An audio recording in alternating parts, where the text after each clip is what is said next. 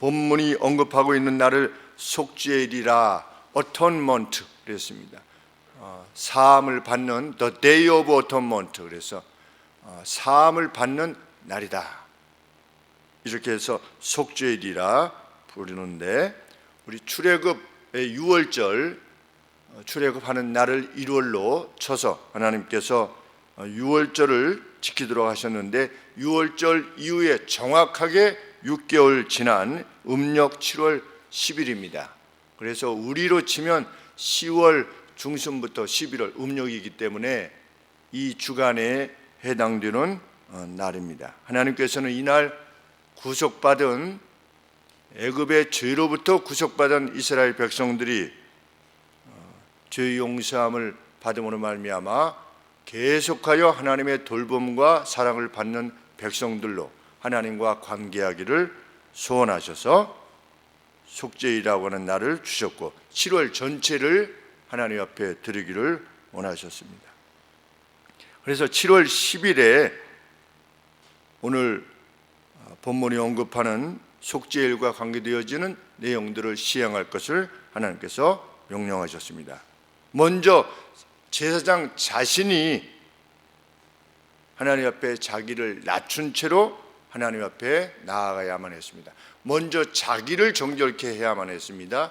그래서 평소에는 하나님의 영광을 드러내는 아주 화려한 제사장 복장을 입었었지만, 이날은 제사장의 영광을, 하나님의 영광을 대변하는 그 화려한 복장이 아니라 종의 복장과 다름없는 세마포 옷을 입고, 그리고 고이라고 하는 자기의 하체를 가리는 아주 겸손한 복장으로 하나님 앞에 나아가야만 했습니다. 왜냐하면 죄사함을 하나님 앞에 온 백성들의 캠프 모두의 죄를 사하는 막대한 죄책을 가지고 용서받기를 위해서 하나님 앞에 나아가는 것이기 때문이었습니다. 그래서 자기 자신을 위해서 먼저 수송아지를 잡아서 그 피를 가지고 대제사장 자신의 죄를 사함받아야만 했습니다. 왜냐하면 중재자로서, 하나님과 백성 사이의 중재자로서 자기 자신이 깨끗해야만 하나님 앞에 백성의 죄를 대신하여 구할 수 있었기 때문입니다. 그래서 그는 수송아지를 잡은 피를 가지고 지성소 안으로 들어가게 됩니다. 그것이 11절 말씀입니다. 자기를 위한 속죄제의 수송아지를 드리되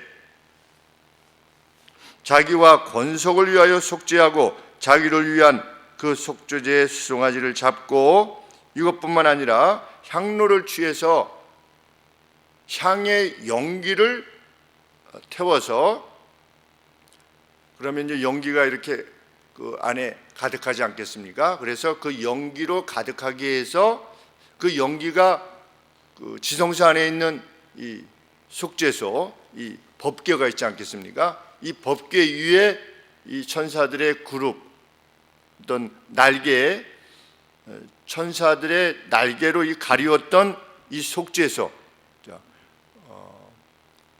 원래는 속죄소라고 하는 표현보다 자비의 보좌다, mercy, 어떤 자비의 어떤 시트라고 이렇게 번역이 되었는데, 이 하나님께서 좌정하신다고 어떤 이미지로 보여주신 이 속죄소, 이 속죄소를 보지 못하도록 하셨습니다.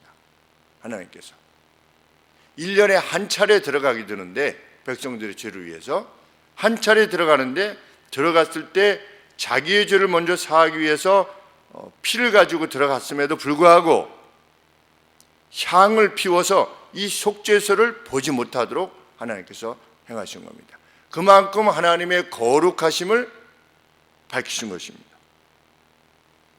12절 말씀이 그 내용입니다. 향로를 취하여 여호와 앞 단위에서 피운 불을 그것에 채우고, 또 두 손에 곱게 간 향기로운 향을 채워가지고 장 안으로 들어가서 여호와 앞에 분향하여 향연으로 그 연기로 증거계 위 속죄소를 가리게 할지니 그리하면 그가 죽음을 면할 것이며, 그렇지 않으냐면 대제사장도 죽음을 당할 정도로 하나님께서는 거룩하신 하나님이시다.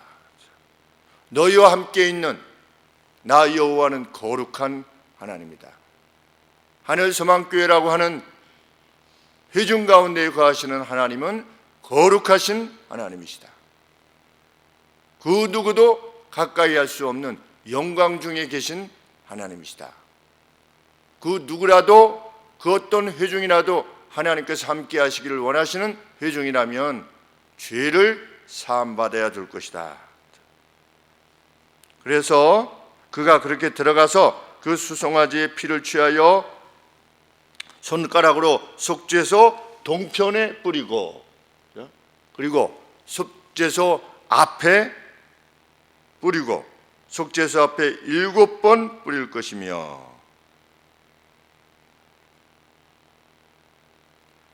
거룩하신 하나님을 직접 대면할 수 없었던 대제사장이었다고 하는 사실을 알게 됩니다. 이후에 대제사장은 다시금 회막으로 나와서 이제 백성들을 위한 염소를 잡아야만 됐습니다. 다시금 그 다음에 염소를 잡아서 그 피를 가지고 성소에 들어가서 속죄소와 속죄소 위에 뿌리고, 이번에는 그리고 속죄소 앞에 뿌림으로 백성들이 지난 세월 동안 하나님 앞에 부정을 행했던, 그리고 하나님 앞에 반역을 행했던 모든 죄를 용서받는 어떤 상징적 표현으로 피를 뿌려라. 우리 하이델베르그 신조에 의하면 죄란 무엇이냐? 죄란 하나님의 율법을 지킴에 있어서 미진한 것이나 게으른 것이나 부족한 것이나 아니면 하나님의 법을 어기는 것이다. 이렇게 정의했습니다. 그래서 백성들이 하나님의 법을 지킴에 있어서 미진했던 것들, 미진이 무엇이냐? 그것이 부정입니다. 범한 것만 부정이 아니라 미진했던 것도 부정인 것입니다. 그래서 그 모든 하나님 앞에서의 부정과 반역의 죄를 깨끗이 하도록 하셨습니다. 그리고 그 피를 회막, 텐트 자체에도 뿌림으로 그것을 정결케 했습니다. 그러니까 지성소 안에 언약궤가 있는 그 속죄소를 정결케 하고, 그 이후에 이 회막 전체를 하나님께서 만나시는, 이스라엘 백성을 만나시는 회막 전체를 깨끗게 하고, 그런데 그때 무엇이 필요했던 것입니까? 염소의 피가 필요했던 것입니다. 그래서 히브리서 9장 28절에 이와 같이 그리스도도 많은 사람의 죄를 담당하시려고, 많은 사람들이 누구였습니까? 이스라엘 백성, 캠프 전체를 말하는 것입니다. 이와 같이 그리스도도 많은 사람의 죄를 담당하시려고 단번에 들이신 바 되셨다. 이렇게 표현하고 있는 겁니다. 이후에 대제사장은 성소로부터 나와서 송아지와 염소의 피를 섞은 피로 그 성소와 지성소 앞에 있던 제단을 정결케 해야만 했습니다. 이제 하나님이 계신 그 성소, 지성소, 회막, 이 모든 것들이 피로 말미암아 정결케 되었습니다. 우리는 이미지를 보게 됩니다. 하나님이 계신 그 중심이 되었던 속죄소, 그리고 회막, 그리고 이제 이스라엘 백성들로부터 죄가 떠나는 내용을 이미지로 하나님께서 주신 바, 제일 마지막 절에 20절에 그 성소와 회막과 단을 위하여 속죄하기를 마친 후에 산염소를 들이대 아론은 두 손으로 산염소의 머리에 안수하여 이스라엘 자손의 모든 불의와 그 범한 모든 죄를 고하고 그 죄를 염소의 머리에 두어 미리 정한 사람에게 맡겨 광야로 보낼지니. 그래서 이스라엘의 백성의 모든 죄를 염소의 머리 위에 두게 하고 광야로 보내서 아무도 없는 곳에 염소를 두고 올 것을 명하셨습니다.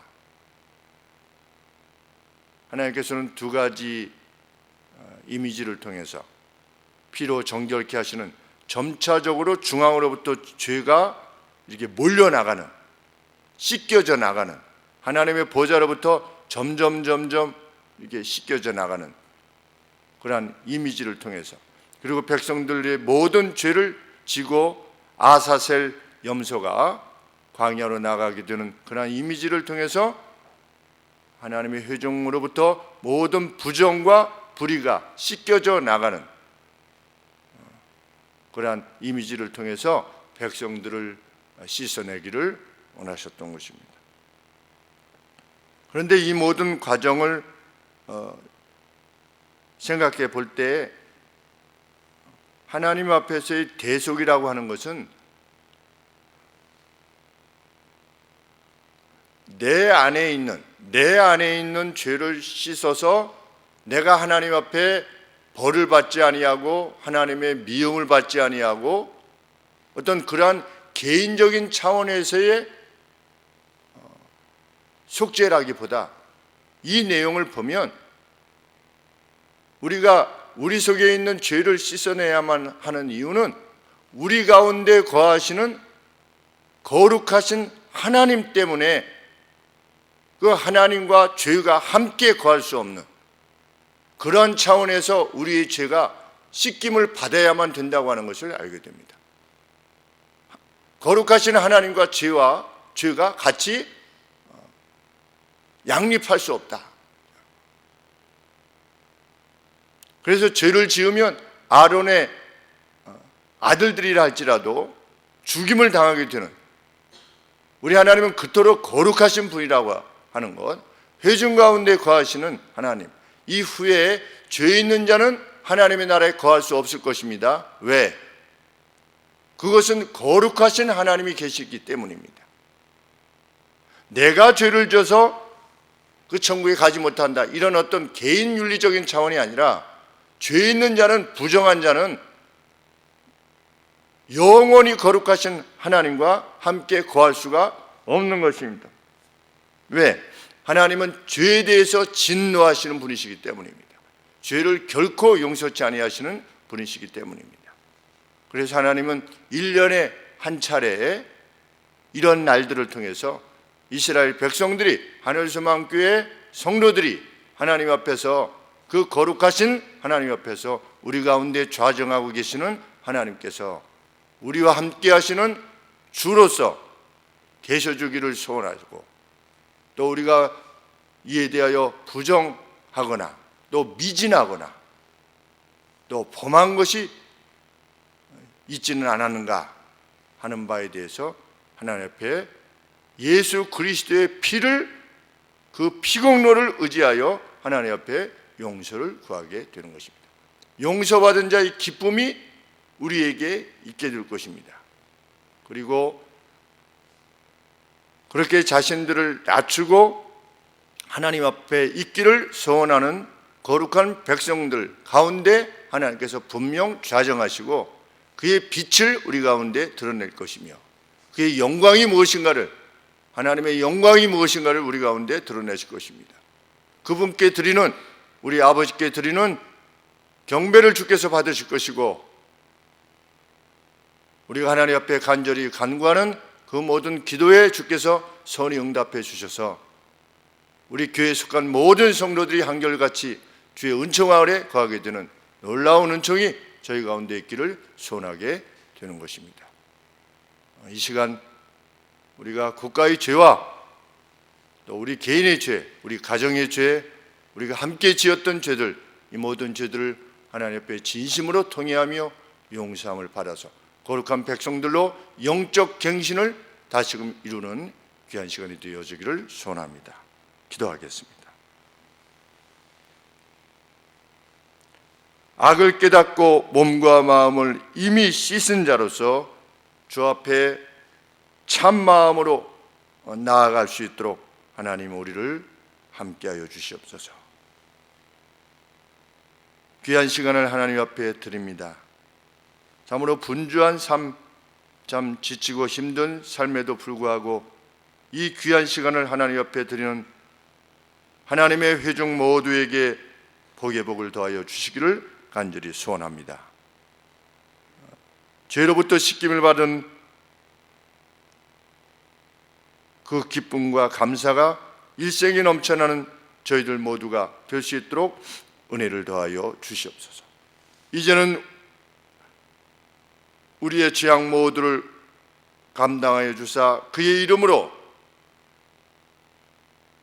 언제든지 죄 용서함이 가능하도록 허락하신 우리 주 예수 그리스도의 은혜와 그토록 우리를 사랑하셔서 아들을 보내주신 성부 하나님의 사랑하심과 예수 그리스도의 승천 이후로 우리의 심령 가운데 역사하사 우리의 마음을 늘 새롭게 해주시는 성령 하나님의 은혜가 이 아침에도 이 새벽에도 하나님의 회중으로 함께 모여 아버지 앞에 회중의 정결함을 구하며 회중 모두의 은총을 주 앞에 구하시는 모든 사랑하는 성도들 심령 위에 지금부터 영세 무궁토록 함께 하실지어다. 아멘.